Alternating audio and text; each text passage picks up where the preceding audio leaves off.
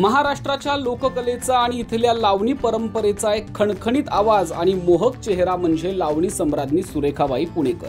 त्यांच्या नटरंगी नार या कार्यक्रमानं महाराष्ट्रालाच नाही तर साता समुद्रापार जाऊन परदेशातील प्रेक्षकांनाही वेड लावलं।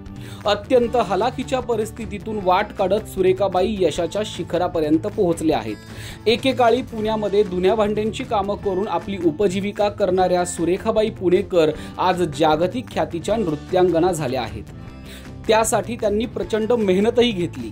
छोट्या मोठ्या फळात नाचण्यापासून ते कथ्थकचे शिक्षण घेऊन त्या नृत्यासह अदाकारीतही मुसाफिर झाल्या।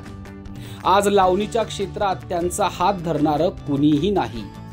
सुरेखाबाईंची एक खास बात म्हणजे त्यांना लावणी इतकंच राजकारणाचंही प्रचंड वेड आहे।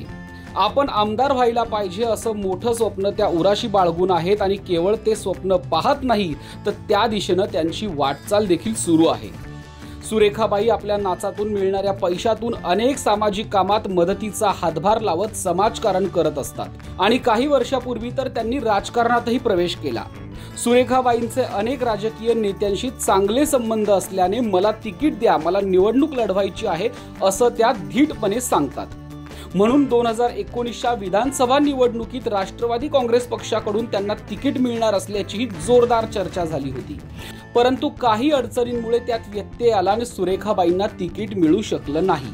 मग पुढे 2021 मध्ये सुरेखाबाईंनी थेट राष्ट्रवादी पक्षामध्ये पक्षप्रवेशच केला। 2 वर्षात त्यांनी पक्षाची बरीच कामं केली, पण अवघ्या 2 वर्षात त्यांनी राष्ट्रवादी काँग्रेसला रामरामही केला। मग पुढे 2023 मध्ये त्यांनी तेलंगणाच्या BRS मध्ये म्हणजेच भारत राष्ट्र समिती या पक्षात प्रवेश केला। तेलंगणाचे तेव्हाचे मुख्यमंत्री के चंद्रशेखर राव यांच्या उपस्थितीत त्यांचा दिमागदार पक्षप्रवेश झाला।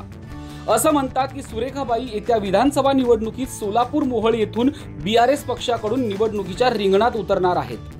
सध्याचे राजकारण पाहता राष्ट्रवादी पक्षाकडून त्यांना तिकीट मिळण्याची शक्यता जरा कमीच असल्याने वेळेचे औचित्य साधून सुरेखाबाईंनी BRS मध्ये पक्षप्रवेश केल्याचे बोलले जाते।